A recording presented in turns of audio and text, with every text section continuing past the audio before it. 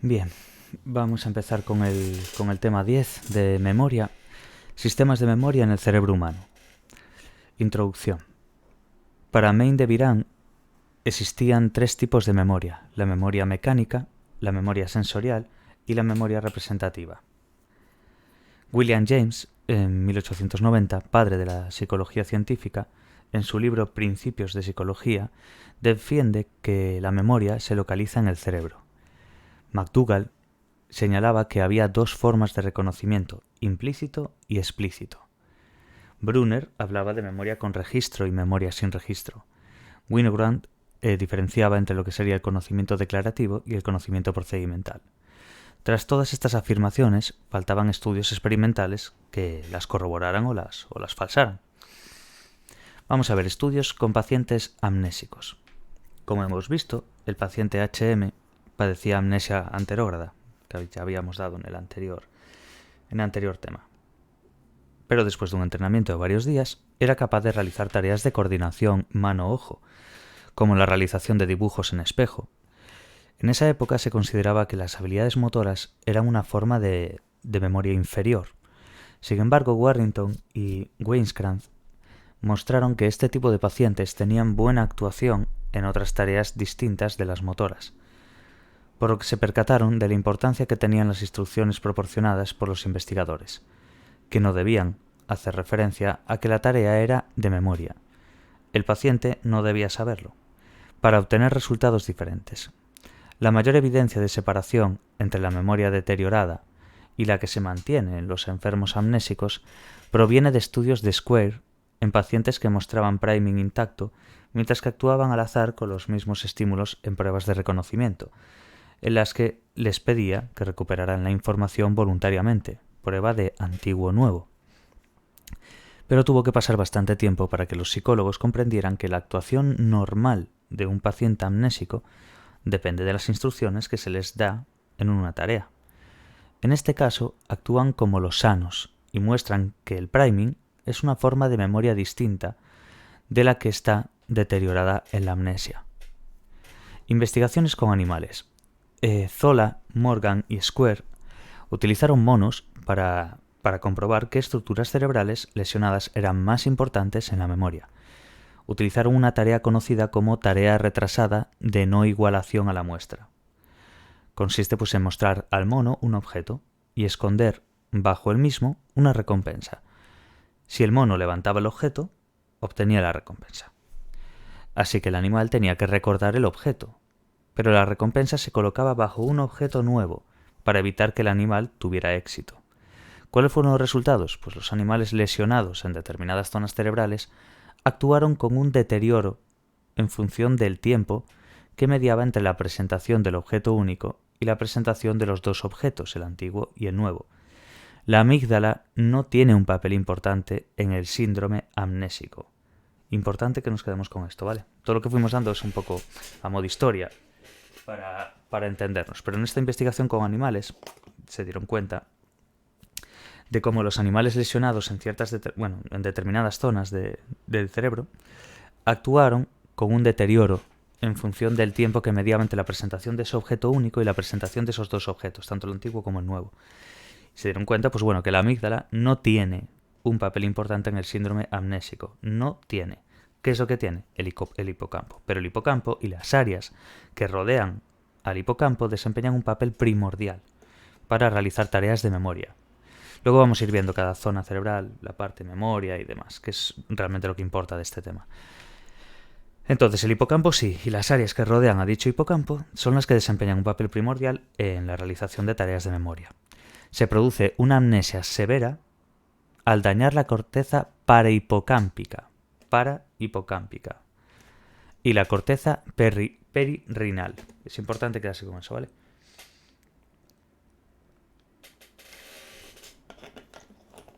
Entonces se produce una amnesia severa si se daña lo que es la corteza parahipocampal o parahipocámpica, mejor dicho, y la corteza perirenal.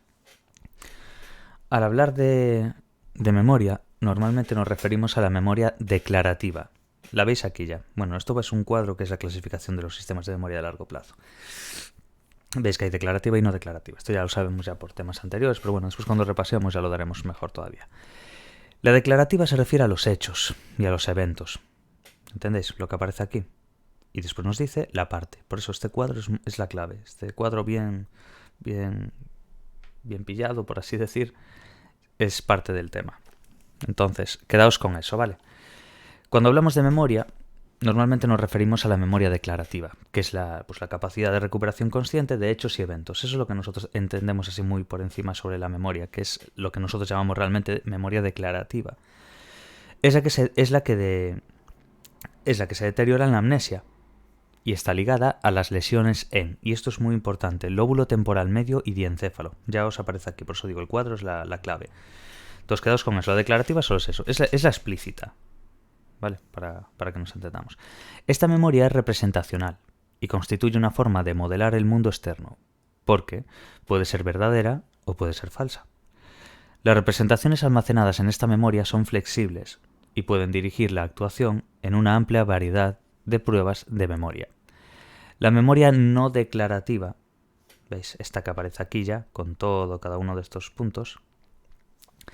Esa memoria no declarativa se expresa a través de la actuación, por lo que no puede ser ni verdadera ni falsa. Va por la actuación. El hipocampo y otras estructuras son fundamentales para formar, reorganizar y consolidar la memoria a largo plazo, como hemos visto.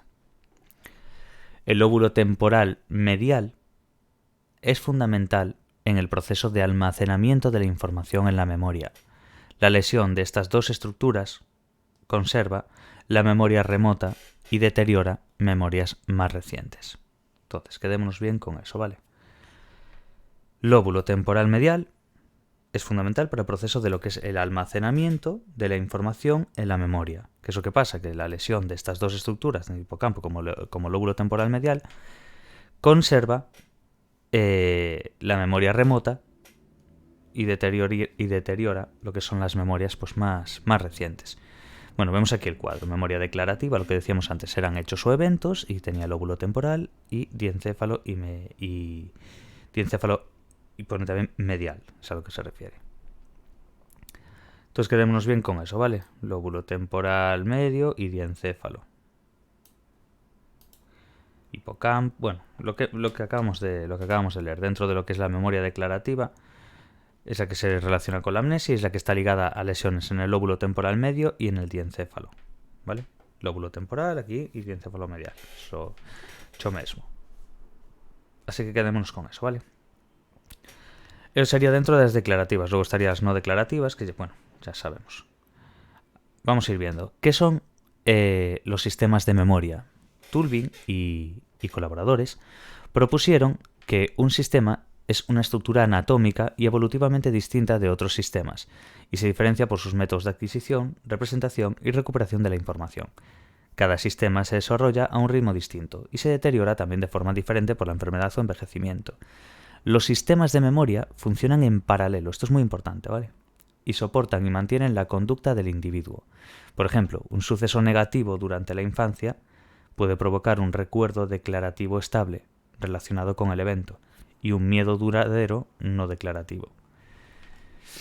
Bueno, como dijimos antes, dentro de la memoria que veíais aquí declarativa, hechos, eventos, lo que acabamos de decir, en la no declarativa, leerlo también por encima, es exactamente igual. Quiero decir, simplemente cada uno... Son cosas que ya dimos, además.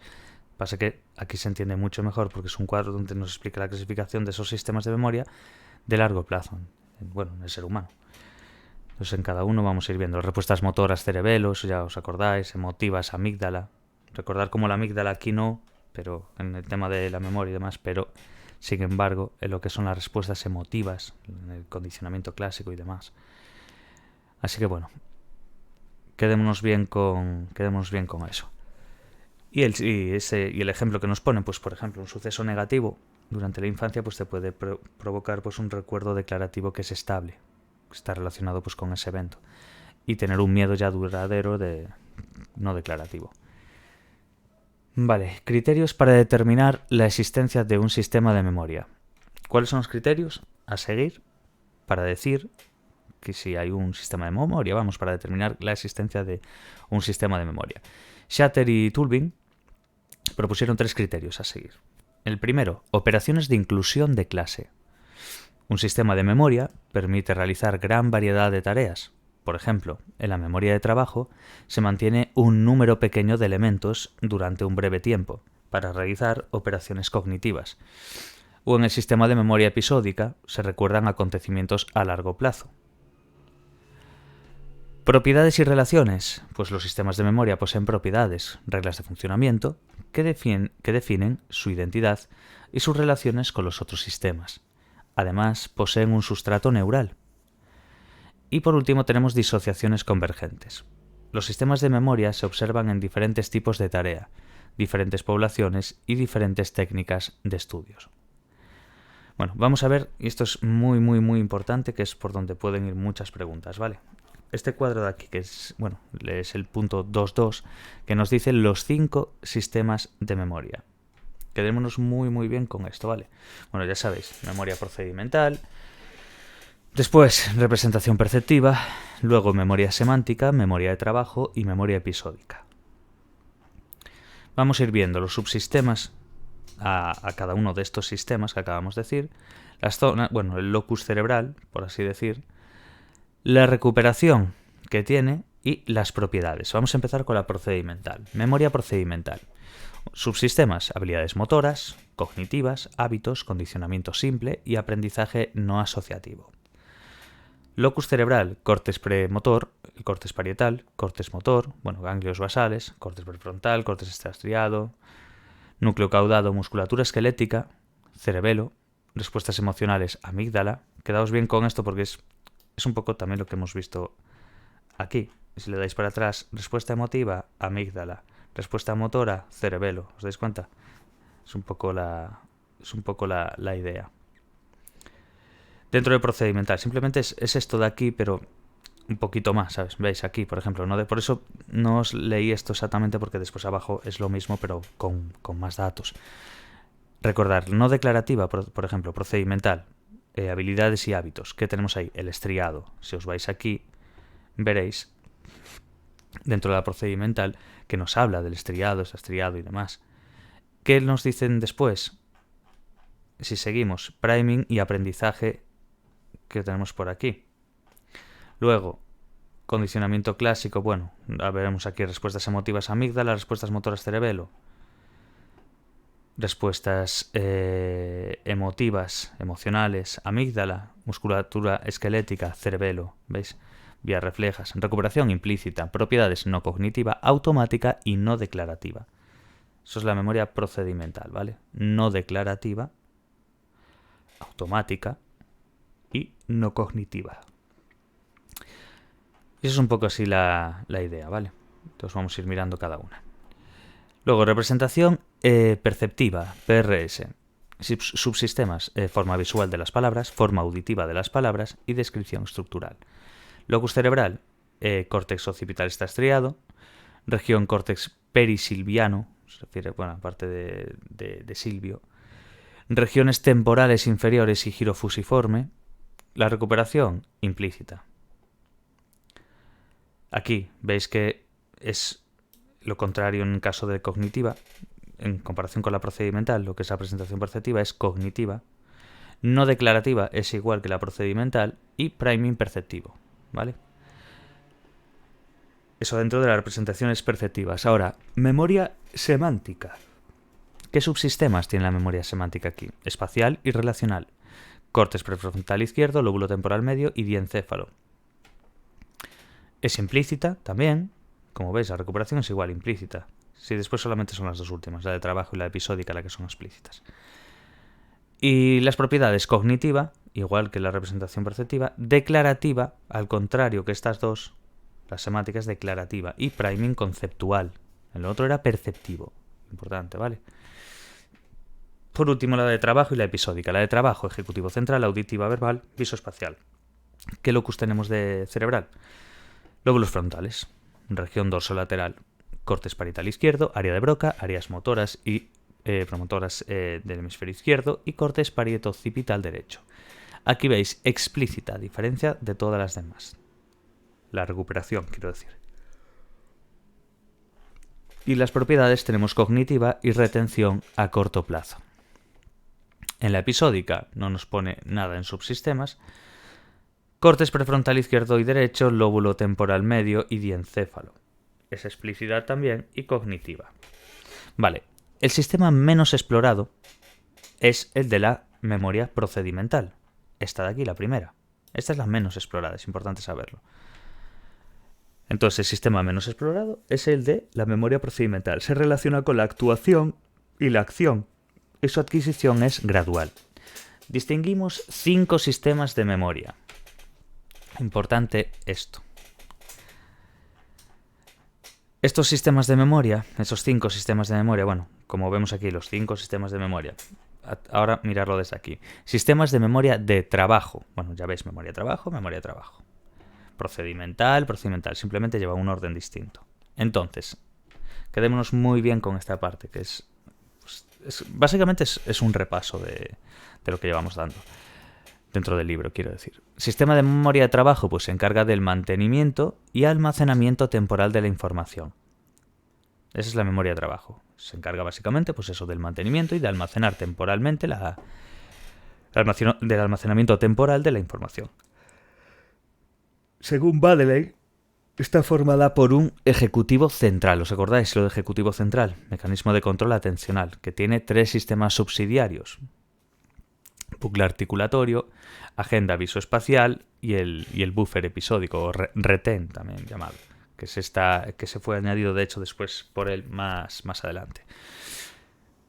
Vale, entonces ejecutivo central, básicamente este sistema de memoria de trabajo, según Baddeley, está formada pues, por un ejecutivo central con 3 subsistemas subsidiarios, que es el bucle articulatorio. Bucle articulatorio, pues procesamiento verbal. Agenda visoespacial, ¿para qué? Pues para la información visoespacial. No tiene mucha historia tampoco. Y retengo buffer episódico, mira, aquí lo ponía, añadido por Baddeley posteriormente. También se encarga de la información táctil. La información está activa en la memoria de trabajo durante un breve tiempo y es de capacidad limitada, unos 2 segundos.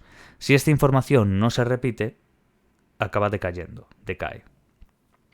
Las pruebas que se utilizan para evaluar la memoria de trabajo contienen un número pequeño de elementos, menor o igual a 6. ¿Vale? Esas son las pruebas que se utilizan para evaluar esa memoria de trabajo. Entonces quedémonos un poquillo con eso. Este tema está muy bien porque nos sirve mucho para repasar también. Sistema de memoria procedimental, ya veis, vamos por aquí y aquí está la procedimental. Simplemente para que veáis que es lo mismo, básicamente. Sistema de memoria procedimental, pues se compone de habilidades y hábitos que escapan a la recuperación consciente, de ahí que sea no declarativa. Si vais aquí a memoria procedimental, recordar, propiedades, no declarativa. Ahí está. Entonces hay que quedarse bien con eso. La memoria, el sistema de memoria procedimental, se compone de habilidades y hábitos que escapan a la recuperación consciente, son no declarativo.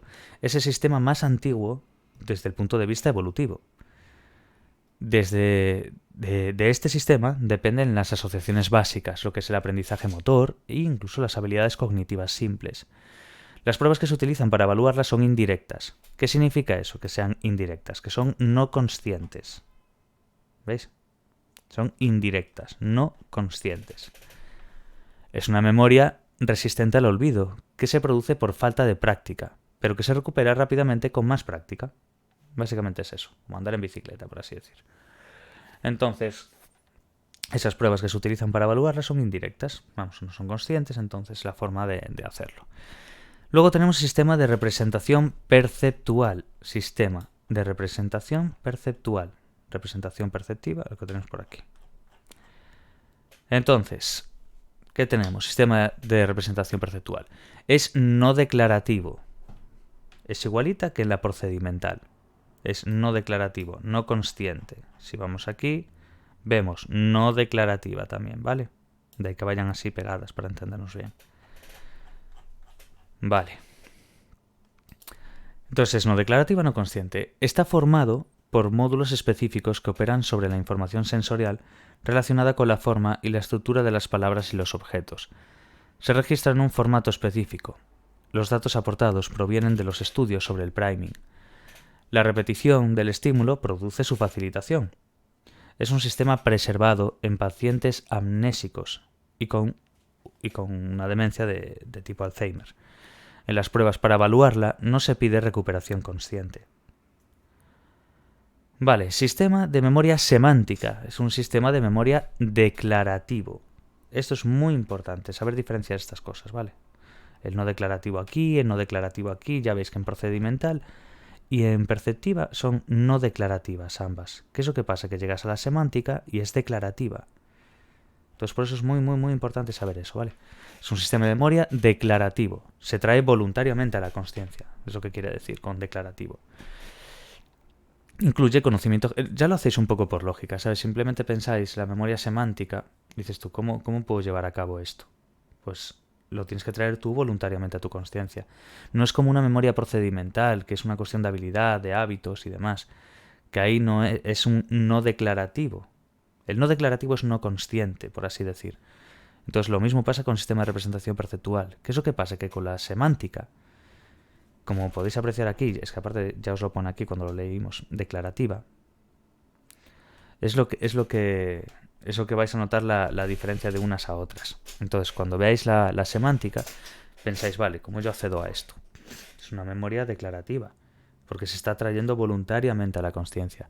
Incluye conocimiento general, conocimientos de hechos, conceptos, conocimiento del lenguaje. Combina conocimiento consciente de contenido con la falta de consciencia sobre el episodio de su aprendizaje. Por ejemplo, sabemos que la capital de España es Madrid, pero no cuando adquirimos el conocimiento. ¿Entendéis?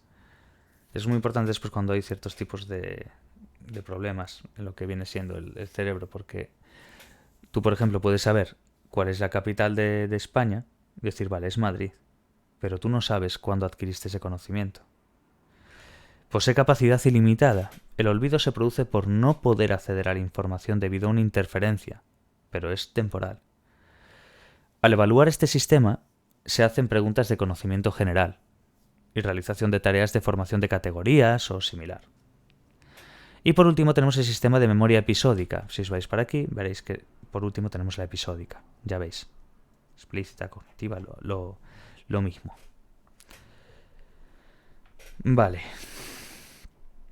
Sistema de memoria episódica pues contiene experiencias personales.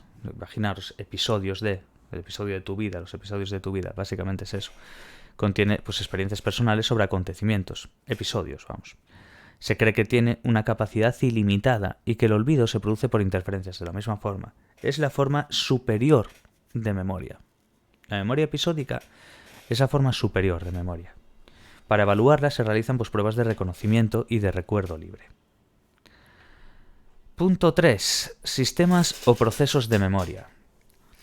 Las principales críticas hacia los sistemas de memoria se refieren, que yo ya estaba cambiando el tiempo, a la falta de criterios para generar los 5 sistemas de memoria, lo que dijimos anteriormente, B, a que la propuesta se centra sobre todo en la existencia de disociaciones, y C, a que hay dificultades para explicar los resultados observados en diferentes etapas del ciclo vital del individuo.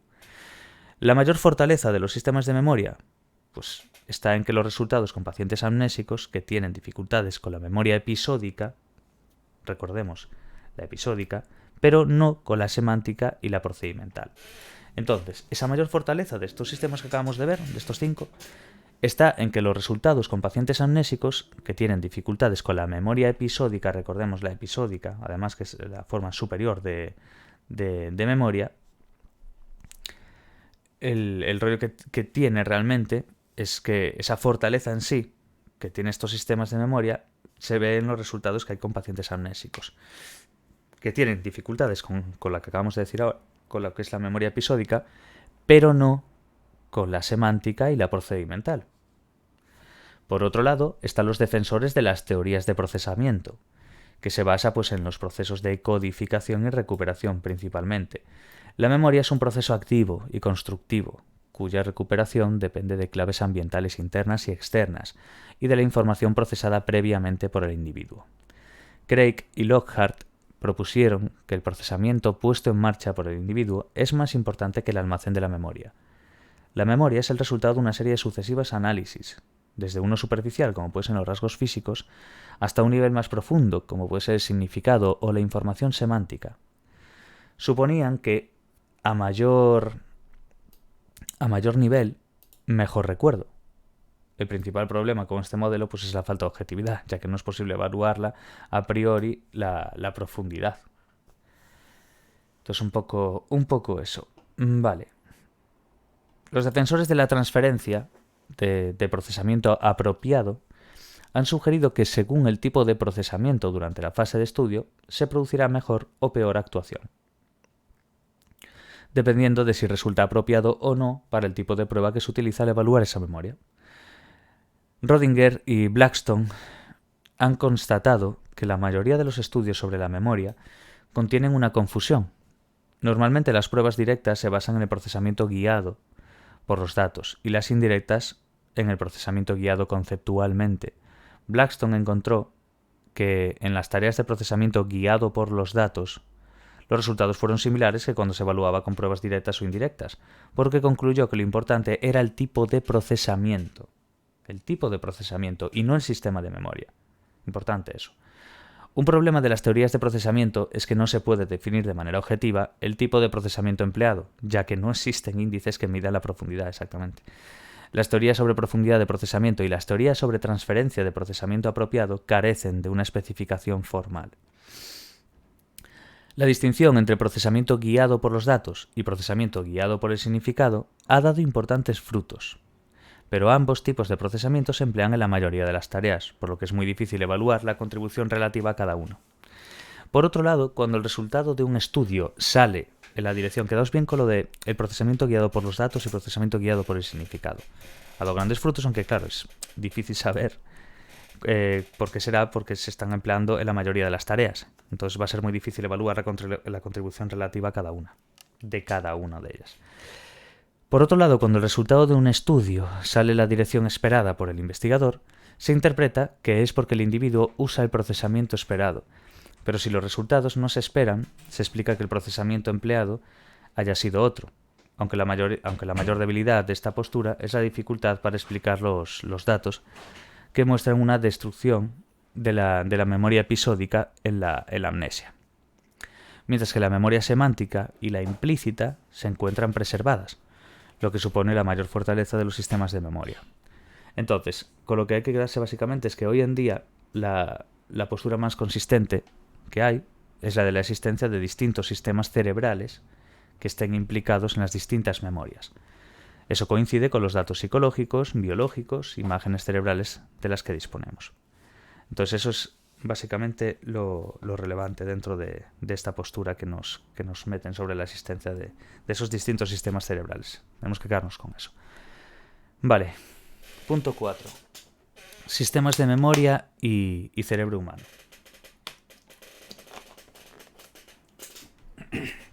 En neurociencia cognitiva se utiliza el concepto de sistemas de memoria, como vimos antes. Con los resultados de neuroimágenes funcionales actuales se han encontrado apoyo a este constructo de los sistemas de memoria, que también se emplea en psicología cognitiva. Numerosas evidencias empíricas avalan su existencia, lo que es un potente argumento en favor de una localización cerebral. La memoria declarativa depende del sistema temporal medial diencefálico, como vimos anteriormente. Esta zona del cerebro y el hipocampo están lesionados en pacientes amnésicos, por eso actúan mal en las pruebas de memoria episódica. No pueden recordar correctamente los episodios de su vida, por así decir. También es la primera zona en deteriorarse en las demencias, como es la del tipo Alzheimer. Es una zona cerebral que presenta pérdida significativa de neuronas con la edad. ¿Cuáles serían las aportaciones a partir de estos estudios con imágenes cerebrales? Pues el sueño de Iván Pavlov, por ejemplo, la visión de Pavlov. Si a través del cráneo pudiéramos ver el cerebro de una persona mientras está pensando conscientemente y si el lugar de máxima excitación fuera luminoso, veríamos en la superficie cerebral una zona brillante con bordes fantásticos, fluctuando constantemente en tamaño y forma, rodeados de una oscuridad más o menos profunda, cubriendo el resto de los hemisferios. Fijaos, el sueño de Pavlov. Pues así como William James fue el padre de la psicología científica, Pavlov fue el padre del conductismo. como ya sabemos. A través de técnicas de imágenes cerebrales podemos observar cada vez con más detalle el funcionamiento del cerebro y ir mapeando cambios locales de la circulación y del metabolismo cerebral, asociados con los cambios en la actividad celular. Así ha nacido la neurociencia cognitiva. ¿Qué es lo que estudia? Pues la función cerebral, cómo la función cerebral soporta las actividades mentales. La resonancia magnética funcional, como ya conocemos, surgió a partir de la resonancia magnética nuclear y la formación de la imagen. En 1990 se identificó un marcador al descubrirse que la intensidad de la señal de algunas imágenes de resonancia disminuye en presencia de sangre paramagnética desoxigenada. Eso es lo que se conoce como contraste. No sé si alguna vez, alguna persona incluso puede que se la hayan tenido que hacer y demás. Cuando te inyectan un contraste. Eso es básicamente, que eso es lo que nos están intentando dar a entender dentro de disminuye en presencia de sangre paramagnética desoxigenada. Es lo que se conoce como contraste, o BOLT, que es Oxygenation Level Dependent, o algo así, que es lo que pone aquí. Entonces eso es el BOLT, es ese contraste, que nosotros entendemos como contraste, conocemos como, que constituye pues la base de los estudios de lo que sería la resonancia magnética funcional. Estos nuevos métodos pueden hacer realidad el sueño de Iván Pavlov. Un escáner normal tiene campos magnéticos de 1,5 o 3 teslas. Los modernos tienen hasta 7 o más. La resonancia magnética funcional utiliza el escáner para registrar los cambios en el metabolismo cerebral asociados a la actividad neuronal de distintas zonas mientras se realiza la tarea cognitiva. Entonces tú te pones a hacer una tarea cognitiva, te están haciendo la resonancia magnética funcional. Entonces el escáner lo que está registrando son los cambios que hay del metabolismo cerebral que está asociada a esa actividad y de esa distinta zona mientras tú estás haciendo esa tarea, para entendernos un poquillo. La resonancia magnética se registra a partir de los protones de hidrógeno de las moléculas de agua. Estas imágenes tienen alta resolución. La utilización de BOLT, ya sabéis, de contraste, se basa en las propiedades magnéticas de la hemoglobina, que funciona como un elemento de contraste endógeno. Fijaos, es una pasada realmente esto. Entonces, básicamente este contraste se está basando en propiedades magnéticas que tiene es que es increíble, de la hemoglobina, que está funcionando como un elemento de contraste endógeno. De esta manera se pueden detectar cambios producidos en el flujo sanguíneo durante la realización de la tarea. De ahí que esos cambios se refiere al metabolismo cerebral. Esos son los cambios. Entonces los va detectando y vamos, como si yo me dedicara a eso. Van mapeando y se va sabiendo un poquillo de esto.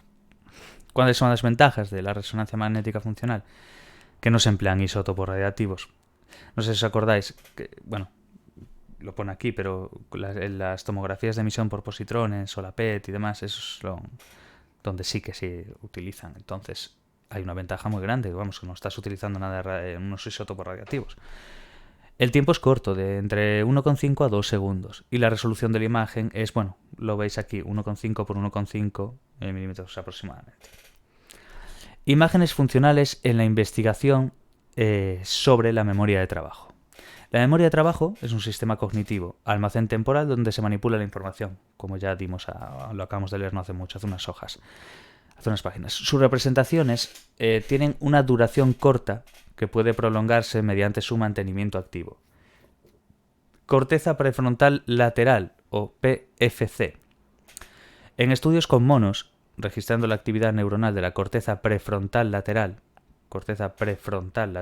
o PFC, es muy importante que nos quedemos con esto, ¿vale? Lo leo así como muy rápido, pero es muy importante esta parte. En estudios con monos, recordar, corteza prefrontal lateral, o PFC. En estudios con monos registrando la actividad neuronal de la corteza prefrontal lateral, o PFC, se constató la existencia de niveles sostenidos de actividad neuronal durante un intervalo de retención breve. Esta actividad sostenida parece el nexo de unión entre la clave proporcionada por el estímulo y la respuesta contingente producida por el individuo. Se considera que la PFC es la zona del cerebro implicada en la realización de distintas tareas de memoria de trabajo. Distintas estructuras de la corteza frontal se activan junto a otras zonas de la corteza parietal, regiones subcorticales, durante la realización de tareas de memoria de trabajo. Distintos tipos de tareas producen diferentes patrones de activación. Por ejemplo, estímulos de tipo verbal activan el hemisferio izquierdo y estímulos de tipo espacial activan el hemisferio derecho, cosa que ya sabíamos también por temas anteriores. Como podéis apreciar, de hecho, este tema es un repaso. Es un repaso que aparte viene genial, porque yo ya me estaba empezando a olvidar alguna cosilla. Entonces, al investigar la disociación entre lo que es el mantenimiento de la información en la memoria de trabajo y el proceso implicado en la manipulación de dicha información, se ha constatado la activación en las cortezas prefrontal, dorsolateral y ventrolateral. Esto súper importante. Memoria de trabajo, activación en zona corteza prefrontal, dorsolateral y ventrolateral. Corteza prefrontal lateral, bueno, en este caso dorsolateral y ventrolateral. Es la corteza prefrontal lateral, realmente, pero tenemos que quedarnos bien con eso. Corteza prefrontal lateral o PFC, como nos ponen ahí. Entonces, la activación de la corteza prefrontal dorsolateral y ventrolateral. De ahí que nos pongan lateral, pero bueno. Memoria de trabajo. Entonces, esto sí que es muy importante llevarlo bien para el examen, porque esto suelen preguntar. La actividad dorsolateral, además de que es algo en lo que hay evidencia. Muchas veces cuando leemos, si os dais cuenta de que hay mucha hipótesis, después el otro le refuta al otro y al final no es ninguna de las dos, al final es la unión de esas dos, pero en el tema de las imágenes funcionales, de la resonancia magnética funcional y bueno, de todo lo que vamos viendo, ahí lo vamos haciendo desde una forma muy, muy, muy objetiva. Entonces, suele ser objeto dentro de lo que es el equipo docente que pregunten sobre algo en lo que se está yendo cada vez a más. Puede que no lo pregunten, que coincida justo ese año, pero por norma general es algo que hay que saberse bien. Neurociencia cognitiva y todas estas cosas son de gran avance, como ya podéis apreciar. Entonces, bueno, memoria de trabajo, activación en las cortezas prefrontal lateral. Quedaos con eso. Dorsolateral y ventrolateral, pero bueno. Corteza prefrontal lateral, memoria de trabajo. Por lo menos quedarse eso en la cabeza. La actividad dorsolateral es mayor en ensayos de manipulación en la memoria de trabajo, por lo que se concluye que la manipulación de la información en la memoria de trabajo está asociada con una actividad cerebral más extensa que el simple mantenimiento de la información, que es lo que decíamos antes. Además, la diferencia entre la manipulación y el mantenimiento es mayor en la corteza prefrontal en este caso dorsal. Entonces, quedémonos bien con eso, ¿vale? La diferencia entre la manipulación y el mantenimiento es mayor en la corteza prefrontal dorsal. Mítica pregunta, además. Entonces quedémonos bien con eso, sobre todo la dorsal. Bueno, vemos aquí un esquema resumen de los resultados de estudios con resonancia magnética funcional, lo que decíamos antes, en tareas de memoria de trabajo. La corteza lateral prefrontal, como podemos ver aquí, se activa durante la realización de tareas de respuesta retrasada. El PFC lateral está organizado según las operaciones cognitivas que realizamos cuando mantenemos y manipulamos información durante cortos periodos de tiempo. Cuando la cantidad de información que hay que recordar excede la capacidad de la memoria a corto plazo, se activa la corteza prefrontal dorsolateral. Durante el intervalo posterior de retraso, cuando no existe información disponible, tanto el ventral como el dorsolateral se activan. Pero lo que tenemos que quedarnos es que, sobre todo, la diferencia de manipulación y todo esto es que es mayor en la corteza prefrontal dorsal. ¿Vale? Vale, perfecto. Se puede resumir, entonces, en que la PFC que tenemos aquí, corteza, bueno, ya sabemos, la PFC refiriéndome a lo que estábamos diciendo antes, en la parte de aquí, ¿veis? Corteza prefrontal lateral o PFC, que nos aparecía. Vale, a ver, que justo esta parte es bastante importante, porque a medida que voy haciendo ya algunas preguntas, que voy subiendo a Patreon y estas cosas, pues me voy dando cuenta de lo que suelen preguntar más. Aunque suele ser bastante equilibrado el examen, también he de decir, suelen preguntar un poco equilibrado. Hay puntos que son muy importantes, y este es uno de ellos. Entonces, quedémonos con eso. Se puede resumir que la PFC es muy importante para la memoria de trabajo. Vale, es esencial para el mantenimiento activo de las representaciones internas de la información durante un breve tiempo. La memoria de trabajo no está localizada en una única zona, sino que se produce como interacción de la corteza prefrontal y otras regiones parietales posteriores. ¿Vale? Entonces quedémonos bien con esto. Y con ese esquema resumen, que lo explica muy bien, además. Esta parte de la corteza lateral prefrontal está muy bien. Pero bueno, corteza prefrontal lateral o PFC. Quedémonos bien con eso. Imágenes funcionales y memoria episódica. Seguimos con lo mismo, pero ahora tocamos la de trabajo, pues ahora la episódica. En la episódica, tanto el hipocampo como la corteza temporal media y otras regiones como la corteza prefrontal y parietal intervienen en la memoria episódica. Súper importante. Todo esto venía en el cuadro del principio, si os dais cuenta, cuando os lo leí así. Pasa que, como ya sabía que iba a venir esto, pues tampoco había que recalcar tanto, porque aquí es donde viene lo potente realmente. Simplemente ir asociando eso, porque eso lo suelen preguntar. Entonces, coger en un papel o lo que sea, o escribiendo en el ordenador, donde se pueda.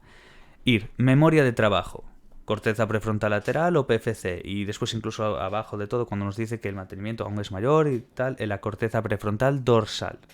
Ese es el detalle. Eso suficiente, con eso ya lo sabéis. De eso que hay que saber de aquí. Corteza prefrontal lateral o PFC y esa corteza prefrontal dorsal. Mayor. Y después se actúan entre las dos, tanto la ventral como la dorsolateral. Cuando no hay una información disponible, puede ser tanto ventral como dorsolateral. Ahora, memoria episódica. ¿Qué imagen dentro de la imagen funcional? Memoria episódica, ¿qué tenemos? Hipocampo, eso ya os lo imagináis porque es memoria episódica, recuerdo, episodios, hipocampo tiene que estar. Como la corteza temporal medial. Corteza temporal medial.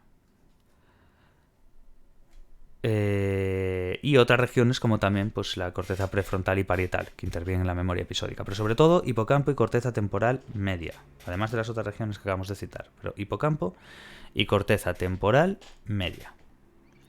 La corteza temporal media está interconectada con la corteza perirrinal, que lo dijimos anteriormente, entorrinal y parahipocampal, que tiene pues proyecciones en el hipocampo, de ahí que estén conectados. Están interconectados, vamos. La activación del lóbulo temporal medio correlaciona con la formación de memoria episódica, así como la activación del hipocampo, de la zona perirrenal y del giro posterior parahipocampal. En un estudio donde se registraron imágenes cerebrales con escáner, se evaluó la memoria con una prueba de memoria episódica que permitía a. Identificar los ítems que los participantes olvidaron, pero que habían estudiado previamente. B. Identificar los ítems que los participantes reconocían como presentados sin poder recordar el contexto. C. Por último C. Reconocer el ítem y también recordar el contexto en el que había sido presentado. Ya veis, las distintas partes. Resultados. La activación del hipocampo durante la codificación correlacionaba con la recuperación episódica de los detalles que rodeaban los eventos al principio o después con la memoria relacional. Pero no se apreciaba una diferencia entre lo que son los ítems reconocidos correctamente y los olvidados. Sin embargo, este patrón de activación no se encontró en todo el lóbulo temporal medio. La activación en la zona adyacente de la corteza perirrinal correlaciona con el reconocimiento del ítem, independientemente de la recuperación de los detalles episódicos. Entonces, esto es muy importante, estas dos diferencias, ¿vale? Lo que se ve después es que la activación en la zona adyacente de esa corteza perirrinal correlaciona con el reconocimiento del ítem. Vale. Porque ya, como veis antes, dice, pero no se apreciaba una diferencia entre los ítems reconocidos correctamente y los olvidados. Sin embargo, pues este patrón, ¿qué es lo que pasa? Que después se ve como que sí, son las zonas adyacentes, que se ve como hay una interconexión entre ellos. El reconocimiento de la experiencia previa depende de dos procesos: recuperación del estímulo en el contexto de otra información asociada con la experiencia y la familiaridad con los rasgos del estímulo. La recuperación de información a partir de la memoria episódica y la familiaridad son procesos que dependen de diferentes subregiones del lóbulo temporal medio, lo que acabamos de decir. El hipocampo tiene un papel primordial en la recuperación del estímulo, pero no en el sentimiento de familiaridad. Eso es muy importante saberlo, ¿vale? La región parahipocampal también contribuye a la recuperación, probablemente a través del contexto espacial, pero la familiaridad depende de la corteza perirrinal, ¿vale? Esa familiaridad. Entonces, con lo que hay que quedarse bien ahí es que la recuperación de información a partir de esa memoria episódica y la familiaridad son procesos que dependen de diferentes subregiones que hay dentro de lo que es el lóbulo temporal medio. El hipocampo tiene ese papel primordial en recuperar el estímulo, pero no en el sentimiento de familiaridad. De hecho, el sentimiento de familiaridad depende de la corteza perirrinal. Vale. Bien. 5.3. Correlatos... Al final vamos a hacer el tema entero. Yo tenía pensado dividirlo en dos, pero ahora ya no queda nada. Sí, mira, acaba aquí ya. De hecho, esta tontería mirarla. Bueno, 5.3. Correlatos neurales de la memoria implícita. ¿Vale? Cuando se repiten los estímulos... Bueno, como podéis ver, os lo voy a enseñar un poquito más aquí, si no recuerdo mal. Bueno, en la implícita... Trabajo... Visteis que dimos trabajo y episódica. Esas son las explícitas. Ahora nos quedan las implícitas, referidos a las regiones. Entonces es muy importante ver esto último que nos pone aquí. Cuando se repiten los estímulos, la actividad neural disminuye en un amplio número de áreas cerebrales, comparado con la actividad que se presenta ante estímulos presentados por primera vez. Si tú los repites esos estímulos, pues la actividad neural va a disminuir en un amplio número de áreas cerebrales.